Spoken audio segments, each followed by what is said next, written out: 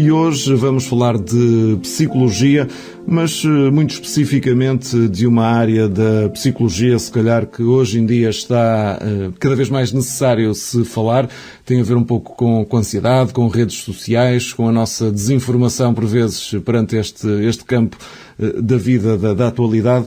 E para isso temos então como convidada uma das profissionais de saúde, precisamente deste grupo, do grupo Trofa Saúde, a doutora Melanie Reimão, é psicóloga. Agradeço-lhe desde já a sua presença. Certamente vão ser minutos importantes para conversarmos sobre estas temáticas. Hoje estão em voga o mundo digital, que tanto nos ocupa, bem ou mal, se calhar vamos perceber, porque certamente há tempo para tudo e há que gerir precisamente isso mesmo, e também toda a desinformação que muitas vezes surge precisamente nessas redes sociais, e de que forma é que isso pode ou não afetar a nossa saúde mental. Boa tarde. Queria agradecer a oportunidade de estar aqui presente convosco, e é um privilégio poder partilhar e falar um bocadinho mais sobre este tema tão atual e tão relevante, que é realmente a desinformação na área da saúde mental, sobretudo nas redes sociais, ou seja, naquilo que é divulgado nas redes sociais, porque vivemos... Como é que, então, indo direto ao assunto, doutora Melanie Reimão, como é que a internet e as redes sociais podem ou não transformar a nossa relação, ou podem afetar a nossa saúde mental, seja, neste caso, mais eventualmente negativamente, mas também pode fazê-lo de forma positiva, não é? Portanto... Exatamente. Se nós pensarmos bem, o acesso massificado à informação é algo muito recente e aconteceu de uma forma extremamente acelerada. Durante décadas, praticamente toda a informação que chegava às pessoas vinha dos jornais, da rádio e da televisão. Eram meios com filtros editoriais, validação profissional e um ritmo muito mais lento do que aquele que é hoje em dia. A internet em Portugal foi então só de acesso público a partir de 94, e a partir daí tudo mudou. Primeiro através dos motores de busca, não é? Depois através das redes sociais, como o Facebook, o YouTube, o Instagram, o TikTok, e isto apenas nos anos de 2000. Esta sequência criou então um fenómeno novo. Passamos de um acesso limitado, imediato à informação, para num espaço de cerca de apenas 30 anos, termos um acesso permanente à informação. E este acesso é também imediato e praticamente ilimitado. Isto porque basta nós deslizarmos o dedo no ecrã do nosso telemóvel e temos acesso a milhares de conteúdos sobre os mais variados assuntos, incluindo sobre saúde mental. E em acréscimo a esta dissipação imediata de informação, ainda temos o facto de que qualquer pessoa pode facilmente criar o conteúdo que desejar, da forma como o desejar. E este facilitismo é, no fundo, uma moeda de duas faces. Por um lado, tem as suas benesses, não é? Há uma tendência social positiva no que diz respeito à promoção da reflexão sobre a importância da saúde mental, ajudando a combater o estigma associado à procura de acompanhamento psicológico e até mesmo psiquiátrico, e havendo também, por consequência, um aumento da aceitação e uma maior abertura desta procura como uma parte integrada e essencial da condição de ser humano. No mesmo sentido, as redes sociais também, lá está, de uma forma positiva, desempenham aqui um papel importante, porque muitas pessoas têm este primeiro contacto com aquilo que é a saúde mental e a sua importância através destes meios. Sentem-se compreendidas, identificadas e, por vezes, até incentivadas a procurar este apoio. Há também o reverso da mesma moeda que estava a falar, portanto, exatamente, também, não é? Ou seja, no reverso desta mesma moeda, não é, temos o outro lado, em que este acesso desenfreado a todo o tipo de informação sobre o tema e sobre os mais variados temas dentro da saúde mental também acaba por se refletir na própria saúde mental. O problema surge quando esta procura, que é uma procura legítima por informação e compreensão daquilo que nós somos enquanto pessoas, acontece num ambiente onde nem tudo é validado cientificamente. Nós sabemos que hoje em dia estamos ligados o tempo todo. Cerca de 7 milhões de portugueses usam ativamente as redes sociais, passando em média 2 horas por dia nestes ambientes, nestas plataformas, mas há um dado que é particularmente preocupante, que foi um dado revelado num estudo desenvolvido pelo ISPA, que revela que cerca de 25% dos jovens portugueses são clinicamente dependentes do uso de tecnologia e das redes sociais. E isto, de certa forma, acaba por ser preocupante, não é? Isto significa que estamos continuamente expostos a todo o tipo de informação, seja ela científica, seja ela emocional, enganadora, útil ou até mesmo perigosa, e tudo isto misturado num mesmo espaço, o que torna difícil nós conseguirmos diferenciar e discernir o que é conteúdo cientificamente validado daquilo que é conteúdo desinformado e formatado para se tornar uma tendência, para se tornar viral.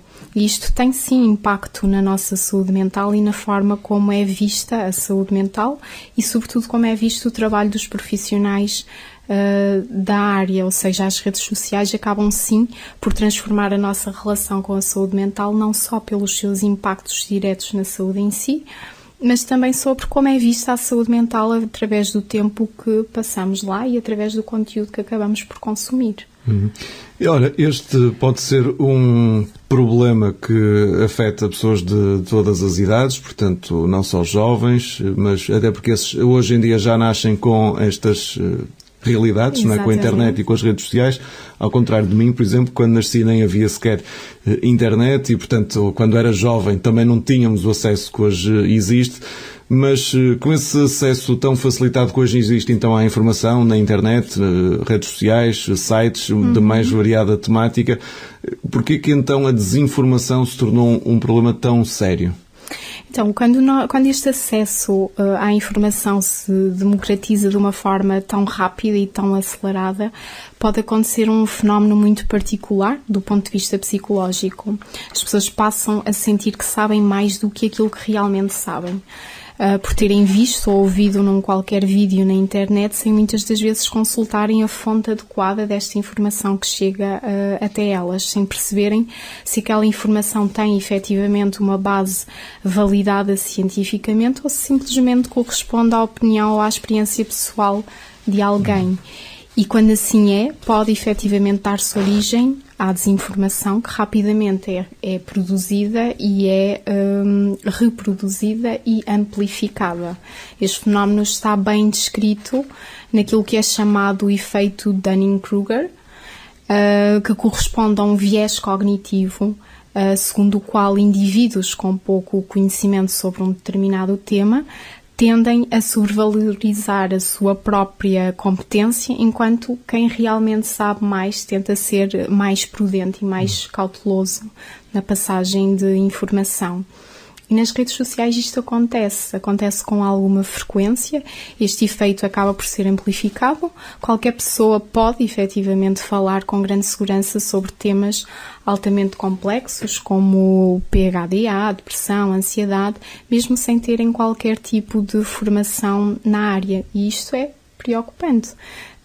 E esta segurança excessiva que é transmitida transmite por si só também uma falsa sensação de credibilidade para quem está a assistir e a consumir este tipo de conteúdos. Quando nós juntamos isto a um consumo intensivo, não é? Com milhões de pessoas ligadas várias horas por dia, criamos então o terreno ideal para a expansão da desinformação que pode crescer de forma exponencial. Ou seja, as mesmas plataformas que hoje aproximam muitas pessoas daquilo que é a saúde mental e da sua importância, são também aquelas onde a desinformação e a banalização de determinados sinais e sintomas circula com mais rapidez e facilidade. E é precisamente nesta tensão entre acesso, excesso e falta de filtro que podem nascer riscos entre aquilo que é considerado normativo e aquilo que é definido como patológico. Quanto maior o nosso tempo de exposição a este tipo de conteúdos, maior a probabilidade deste contacto com estes conteúdos imprecisos, maior a probabilidade de realmente nos deixarmos absorver por aquilo que é a desinformação e não a informação adequada sobre nós e quem nós somos. Calculo então que seja cada vez mais importante e premente consultar profissionais qualificados, portanto, neste caso, psicólogos, pessoas a sério, reais, que estudaram, que aprenderam, não seguir sempre aqueles tais vídeos, às vezes aqueles falsos conselheiros que surgem na internet, que resumem tudo e que muitas vezes confundem, se calhar, conceitos e doenças. Portanto, é esse o tipo de desinformação mais preocupante que circula nas redes sociais, que preocupa psicólogos, psiquiatras, pessoas, no fundo, da área da saúde, até a saúde em geral, digamos assim. Exatamente, até porque acaba por haver aqui digamos que acabam por confundir alguns sinais e sintomas de diferentes perturbações e acabam por colmatar tudo num mesmo padrão, não é? Num mesmo rótulo. Os conteúdos que são mais frequentemente difundidos neste tipo de plataformas e que simplificam, romantizam e distorcem a realidade destes quadros psicopatológicos ou quadros clínicos, né? São sinais e sintomas relacionados como, por exemplo, com perturbações de PHDA, depressão, ansiedade, burnout, inclusivamente autismo em adultos, que se ouve cada vez mais falar sobre isto, e estes vídeos que associam distrações a PHDA, a tristeza, a depressão, cansaço, a burnout ou apreço pela ordem e pela organização ao autismo são extremamente comuns e facilmente são partilhados porque geram aqui um sentido de identificação com aquilo que é apresentado. O problema é que estes sintomas humanos, que são sintomas comuns, como a distração, falhas de atenção, cansaço, insegurança ou até mesmo tristeza, são apresentados como provas quase automáticas e irrefutáveis de uma perturbação clínica. E já todos nós, em algum momento da nossa vida, experienciamos este tipo de sentimentos e de sintomas, mas estes sintomas não são por si só indicadores de quadros psicopatológicos. Podem ser, é verdade que podem sê-lo, mas não o são necessariamente por defeito. Mas então como é que eu sei, ou como é que as pessoas podem saber se são ou não são? Como é que se pode, ou se consegue distinguir? Eu a essa questão responderia com a questão mais estereotipada dos psicólogos, que é depende. Depende muito de diferentes fatores, depende de diferentes contextos, ou seja, se há algo que nós não nos podemos esquecer é que nós, seres humanos, somos quase como uma espécie de pequenos diamantes, não é? Em que ao longo da nossa vida vamos sendo lapidados pelo tempo, pelo contexto, pelas nossas experiências de vida, pelas pessoas que nos rodeiam, pela nossa herança genética e familiar, pela sociedade, pela cultura, ou seja, há um conjunto de variáveis que contribuem e contribuirão para estas diferentes facetas do nosso ser e da nossa personalidade. Por isso, seria altamente impreciso e até mesmo injusto com a nossa jornada de vida olharmos-nos, avaliarmos-nos e definirmos-nos com base numa única perspectiva e, sobretudo, com base num conjunto de sinais e de sintomas e até de critérios que nós observamos na história de alguém. E que sim, até acabamos por atribuir algum grau de identificação, mas isso não é e não pode ser visto como um determinante para assumirmos uma problemática ou até mesmo para assumirmos uma perturbação. É importante nós procurarmos sempre um olhar clínico atento de um profissional da área para que esta análise integrada e multifacetada aconteça. E que impacto é que isso acaba por ter nas pessoas, do ponto de vista, tanto da doutora Ana-Lisa, do ponto de vista psicológico, qual é o impacto? Ou seja, o impacto pode ser de facto muito profundo e também pode acontecer em diferentes níveis. Ou seja, num primeiro momento é possível que isto possa acabar por gerar nas pessoas uma espécie de uma confusão emocional. A pessoa começa a observar-se de uma forma hipervigilante, interpretando qualquer desconforto, qualquer sinal de tristeza, cansaço ou dificuldade de concentração como um sinal inequívoco de uma perturbação mental. Isto aumenta automaticamente e por si só aumenta os níveis de ansiedade, de insegurança e de medo, porque no fundo tudo passa a ser vivido como potencial sintoma de um potencial diagnóstico clínico. Em seguida, acaba por se instalar frequentemente aquilo que é o autodiagnóstico. Muitas vezes é incorreto ou é incompleto. A pessoa passa a organizar a sua identidade em torno de um rótulo clínico que não foi devidamente avaliado, ou passa a explicar a sua história através desse mesmo rótulo, passa a explicar as suas dificuldades e até as suas relações a partir desta ideia pré-concebida. Isto pode gerar um sentimento de aprisionamento, como se tudo se estivesse, entre aspas, explicado pela perturbação, reduzindo aqui a percepção de mudança, a necessidade de crescimento e a própria responsabilidade pessoal sobre aquilo que acontece na vida de cada um de nós. Outro impacto importante é o aumento da procura por soluções rápidas, ou seja, suplementos, fórmulas milagrosas, terapias alternativas que não têm muita evidência científica, ou seja, tudo promessas de cura rápida e cura em poucos dias. Este fenómeno acaba por explorar um pouco a vulnerabilidade emocional e das pessoas que efetivamente têm algum destes sinais e destes sintomas, e pode não só atrasar o acesso a um acompanhamento psicológico ou psiquiátrico adequado, como também pode agravar quadros clínicos efetivos.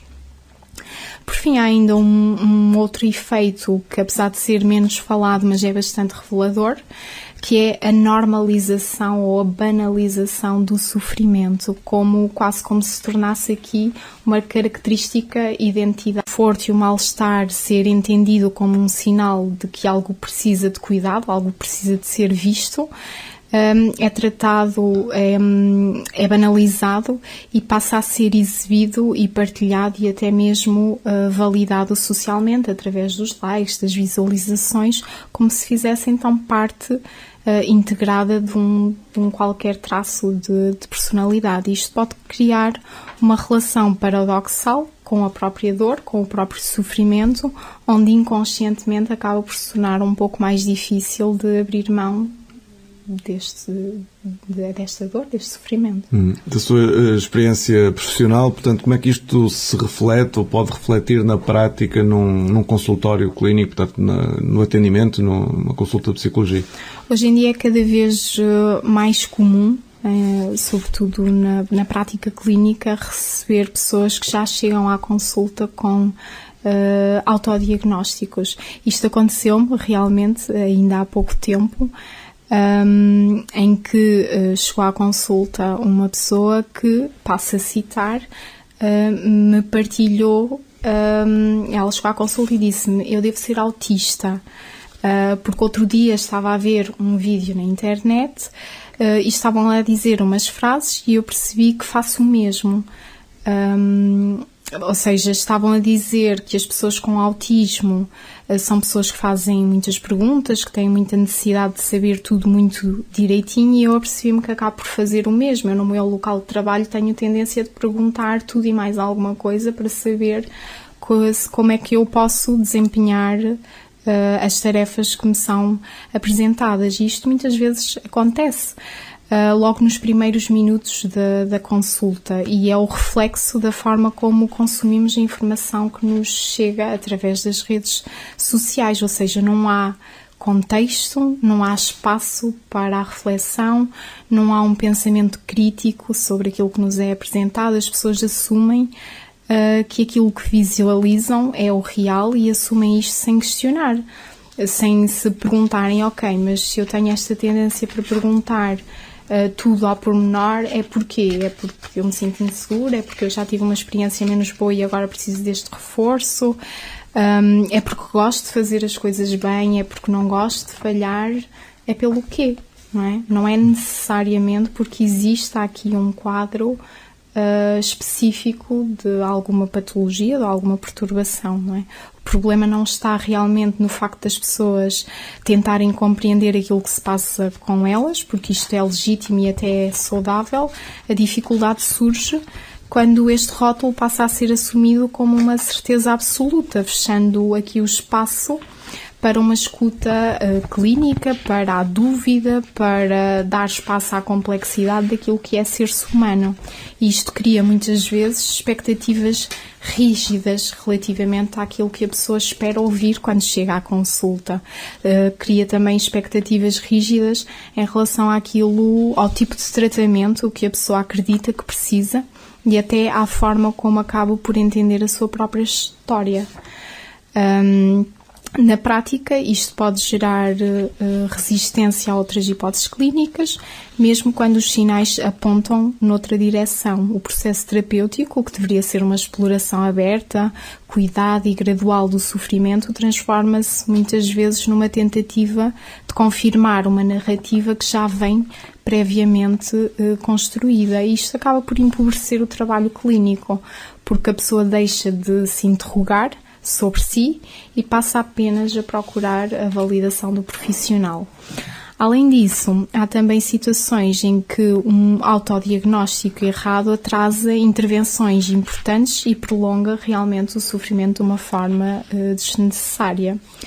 Por isso, hoje uma parte relevante também do trabalho de um psicólogo ou de um profissional da área de saúde mental começa por desconstruir, com cuidado, claro, aquilo que a pessoa traz como uma certeza e devolver-lhe a complexidade da sua experiência e ajudá-la a construir um entendimento mais rigoroso, mais humano e ajustado a si própria, à sua própria história e ao seu próprio percurso. Para quem nos vai ouvindo em casa, no carro, no trabalho, se calhar já está a fazer esta pergunta, mas as redes sociais podem ou não ter um efeito positivo na nossa saúde mental? É algo que estamos tão expostos neste momento? E é algo que faz parte do nosso dia-a-dia, quer nós queiramos, quer não, e sim, podem, sem dúvida, as redes sociais também podem ter efeitos positivos na nossa saúde mental, sobretudo enquanto meio de acesso e de divulgação de informação. Ou seja, nunca foi tão fácil nós encontrarmos conteúdos sobre depressão, ansiedade, PHD-A ou burnout, e conhecer sinais de alerta, compreender quando é que é importante pedir ajuda ou até perceber que aquilo que nós sentimos tem um nome e merece atenção. E para muitas pessoas o primeiro contacto com a ideia de procurar um psicólogo acontece precisamente através de um vídeo ou de um testemunho ou de uma partilha nas redes. Nesse sentido, as plataformas podem sim cumprir uma função importante de sensibilização, psicoeducação e redução do estigma.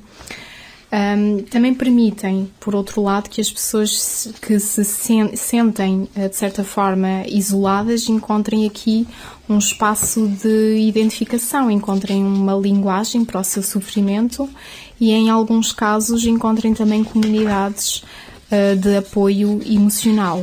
Isto é particularmente relevante para jovens e para quem vive em contextos mais isolados ou para quem, por alguma razão, seja ela cultural ou económica, sempre sentiu dificuldade em aceder a cuidados de saúde mental. Portanto, o problema não está no meio em si, não está na retilha destas informações e destas experiências pessoais, se transforma em prescrição de diagnósticos, de tratamentos ou de explicações clínicas sem qualquer base científica. Aí deixa de ser informação e passa então a ser desinformação. Quando não existe um filtro crítico, nem a literacia científica, conteúdos que muitas vezes são sim partilhados de uma forma bem intencionada podem tornar-se perigosos porque simplificam excessivamente realidades complexas e criam falsas certezas.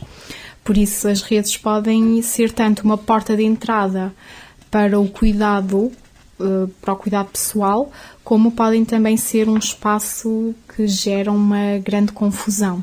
Tudo depende da qualidade da informação, da capacidade crítica de quem consome esta informação e, sobretudo, do sentido ético de quem a produz.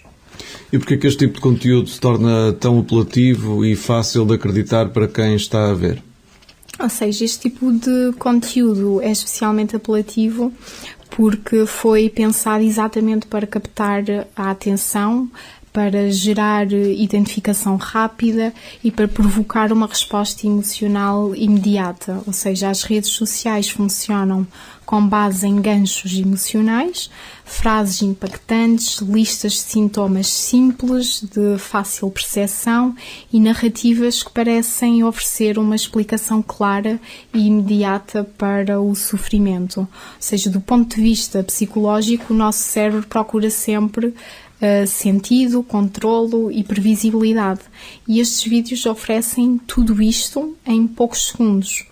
Além disso, quando alguém está a sofrer, está também mais vulnerável e mais suscetível a mensagens que prometem alívio rápido, compreensão imediata ou uma solução clara.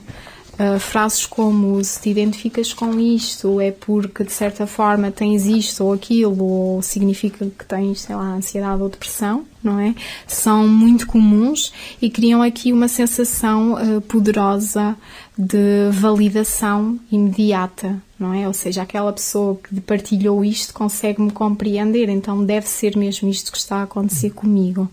As pessoas acabam por se sentir finalmente vistas, não é? Mas muitas vezes estão apenas a encaixar-se aqui num padrão genérico, num padrão que foi generalizado. E há ainda também o efeito da repetição, ou seja, quanto mais vezes uma pessoa vê a mesma explicação, mais verdadeira ela parece. Mesmo que não tenha aqui uma base científica, a repetição aumenta a sensação de credibilidade.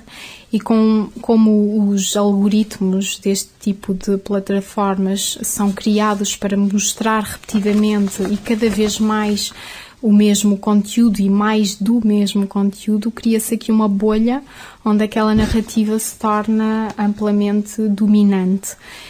E por fim, existe também aquilo que é a autoridade percebida, ou seja, muitos criadores falam com uma enorme segurança, usam linguagem técnica, relatam experiências pessoais intensas e apresentam-se como exemplos vivos daquilo que dizem. Para quem está a ouvir, esta segurança é facilmente confundida com conhecimento real. Colocares algumas diferenças na forma como, dependendo da nossa idade, somos jovens, pessoas adultas ou então com mais experiência de vida ou até numa situação mais vulnerável, possam ser afetadas por esta desinformação?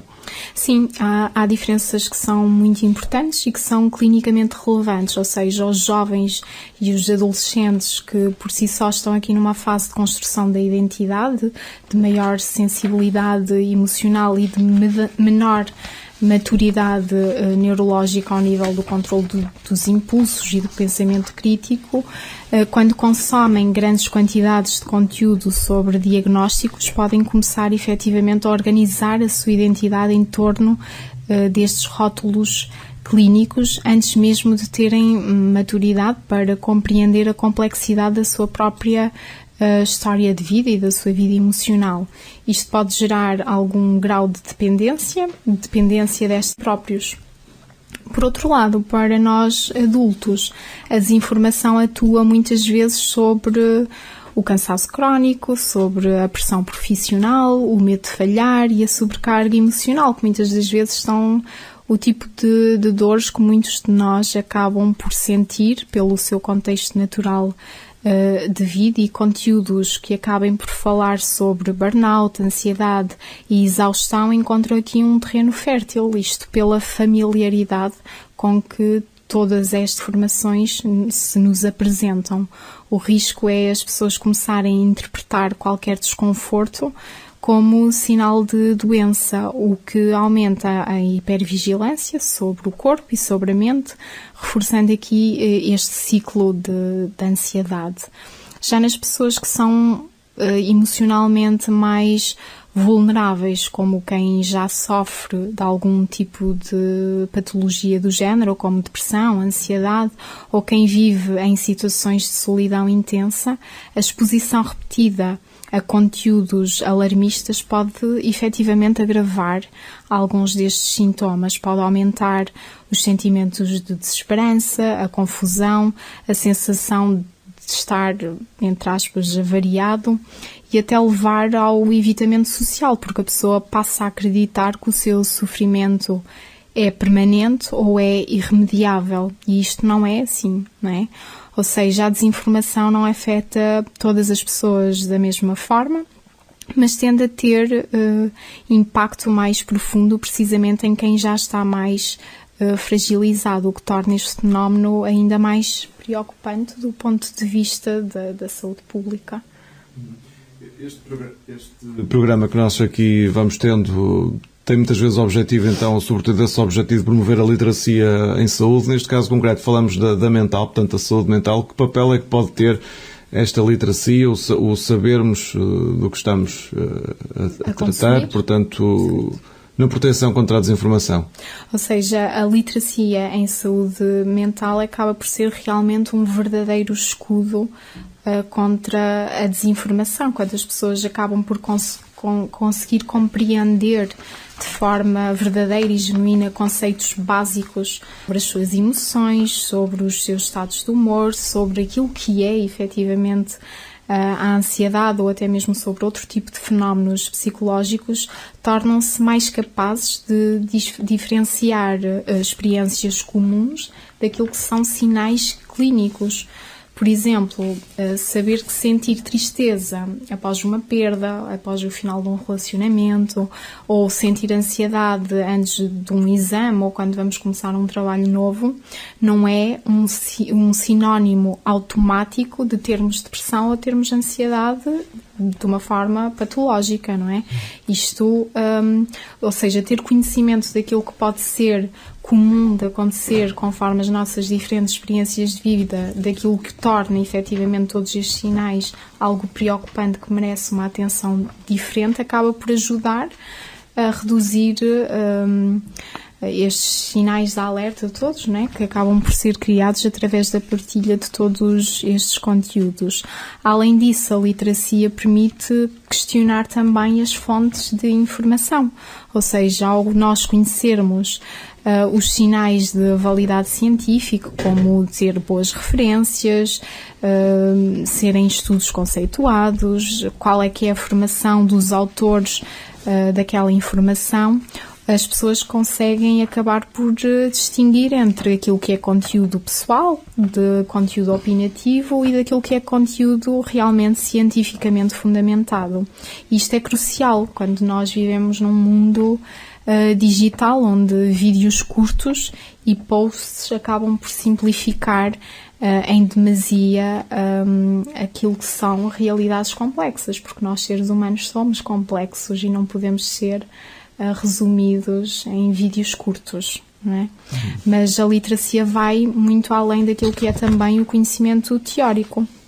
Envolve também habilidades práticas, como avaliar a credibilidade de uma publicação, perceber quando é que é necessário procurar ajuda efetiva de um profissional e compreender que a saúde mental é um processo contínuo, que exige cuidado e que exige acompanhamento. Portanto, investir em literacia em saúde mental é investir na nossa própria capacidade de cuidar de nós e de filtrar toda esta avalanche de informação a que estamos expostos diariamente. Como é que, por exemplo, a doutora Melanie Rimão, um psicólogo, um psiquiatra, um profissional desta área da saúde mental, pode ajudar a combater esta desinformação que temos vindo a falar? Ou seja, os profissionais da área da saúde mental acabam por ter aqui um papel central e essencial naquilo que é a mediação deste tipo de informação.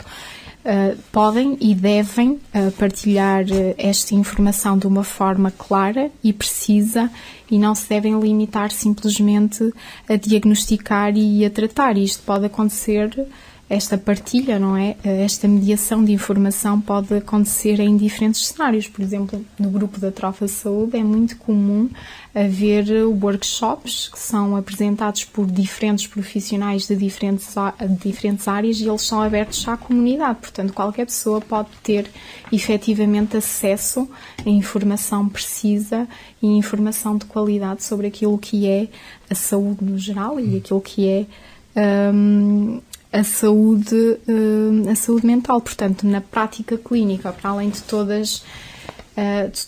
este papel de partilhar de uma forma mais estruturada aquilo que é a informação sobre saúde mental, na prática clínica o papel dos profissionais da área é também o de ajudar as pessoas a desconstruir determinados rótulos, que são precipitados e são interpretações simplísticas daquilo que é adquirido nestes conteúdos online. Além disso, os profissionais de saúde podem também ensinar estratégias de avaliação crítica destes conteúdos, promovendo então esta literacia digital na área da saúde mental. No fundo, acabam por atuar aqui como guias daquilo que é informação validada, daquilo que é informação benéfica e acabam por ser orientadores em todo este mundo digital, não é? Daquilo.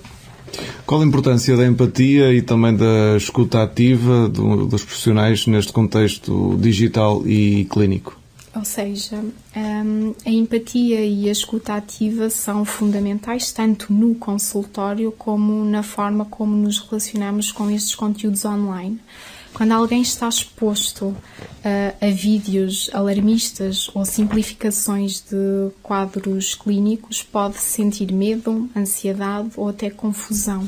Portanto, um profissional empático consegue acolher estas emoções sem julgamentos, validando a experiência da pessoa e ajudando-a a perceber que não está quebrado ou que não está normal, entre aspas, não é? Por sentir aquilo que sente. Ou seja, também é importante quando as pessoas nos chegam com estas dúvidas às consultas, nós escutarmos ativamente e com empatia aquilo que a pessoa nos traz. E isto acontece, não é? Os profissionais fazem isto. Nós não vamos partir do pressuposto que aquilo que a pessoa nos traz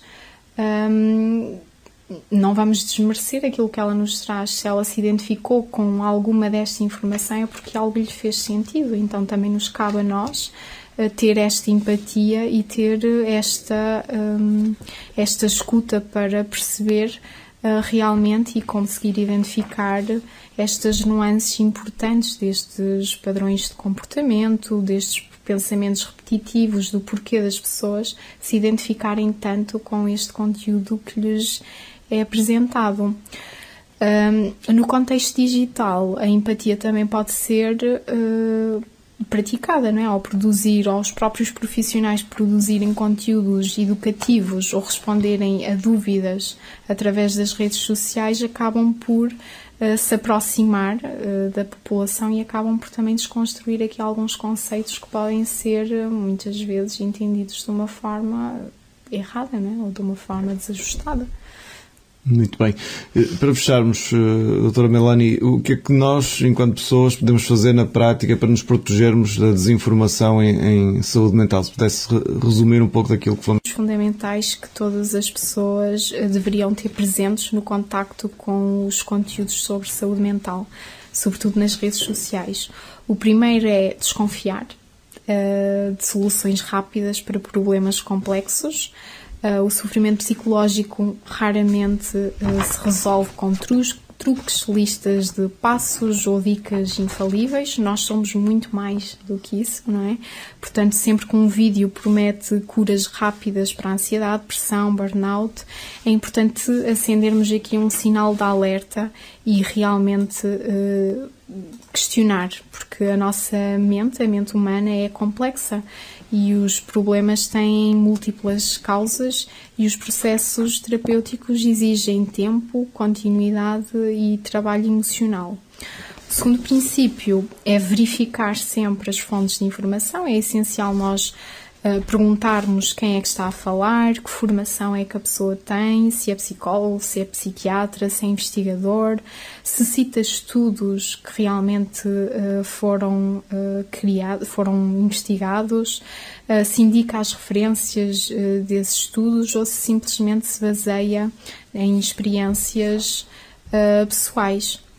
E estas experiências pessoais acabam por ser também importantes de serem partilhadas, mas não substituem aquilo que é o conhecimento científico, porque, lá está, volto a dizer, hoje qualquer pessoa pode criar conteúdo e falar com enorme convicção sobre o mesmo, mas a convicção não é o mesmo que competência. Ou seja, para finalizar, o terceiro princípio é nós conseguirmos separar a identificação emocional daquilo que é validação clínica. É perfeitamente normal nós identificarmos-nos com um vídeo, sentirmos-nos tocados por uma descrição ou reconhecermos emoções em comum, mas isso não equivale a ter um diagnóstico. Um diagnóstico exige avaliação, exige entrevista clínica, exige contexto, história de vida, portanto não se faz por semelhança e muito menos em vídeos curtos. Se alguém que esteve a acompanhar esta nossa conversa quiser, entretanto, conversar, por exemplo, com a doutora Melanie, está no grupo Trofa Saúde, em que clínicas? Eu, neste momento, estou na de Vila do Conde de Mindelo. Exatamente, perto no do retail, outlet. exatamente. E depois, a partir do próximo ano, Santo Tirso. Portanto, são as áreas, ou já está a trabalhar em Maldivas, ali em Mindelo, e futuramente então na unidade de Santo Tirso também. Certo. Portanto, se quiserem as pessoas explorarem um pouco disto que estivemos aqui a falar, a ouvir, conversar consigo, se tiverem alguma necessidade mais especializada nestas áreas. Eu acabo por ser, tenho mais experiência naquilo que é também a ansiedade, depressão, trauma simples e complexo, ou perturbações alimentares. Portanto, se as pessoas quiserem efetivamente e tiverem curiosidade, podem entrar em contacto e podem também marcar os rastreios que o próprio grupo da Trofa oferece às pessoas, que são rastreios curtos, que servem como um primeiro contacto. É quase uma porta de entrada para um possível acompanhamento. Muito bem, agradeço ter vindo então aos estúdios da Rádio Onda Viva. Foi a doutora Melanie Reimão, psicóloga clínica, que esteve aqui connosco neste espaço que todas as quartas-feiras vai para o ar na Onda Viva a partir das 4 horas e depois repete sempre à sexta-feira a partir das 10 da manhã e igualmente nas noites de segunda-feira depois das 9 horas. Fica por aqui este espaço com a promessa de regressarmos então na próxima semana com mais um profissional do grupo Trofa Saúde aqui na antena da Onda Viva.